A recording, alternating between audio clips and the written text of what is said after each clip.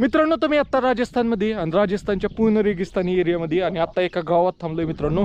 आणि मी मागील 15 किलोमीटरपासून प्रवास करतोय, पण मला रोडच्या कडेला कुठं झाडच भेटत नव्हतं. तर मित्रांनो मला हे झाड भेटले. ह्याला खेजडी झाड म्हणून ओळखलं जातं. मित्रांनो हे राजस्थानच्या रेगिस्तानमधलं एकच झाड आहे.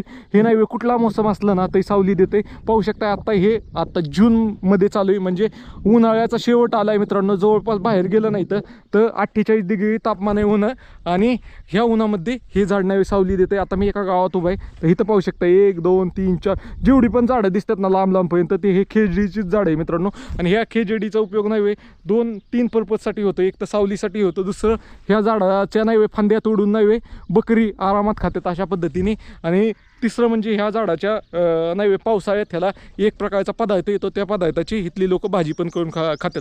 अशा प्रकारचं हे खेजडी नावाचं झाड आहे मित्रांनो. जर हे झाड राजस्थानच्या रेगिस्तानमध्ये नसतं तर रेगिस्तानमध्ये हे लोक राहतात ना, ह्यांचं राहणं लय मुश्किल झालं असतं. तर मित्रांनो अशीच तुम्हाला माहिती जाणून घ्यायची असेल देशाची विदेशाची तर फॉलो नक्की करा. आणि तुम्हाला हे झाड माहीत होतं का नव्हतं कमेंट बॉक्समध्ये नक्की सांगा.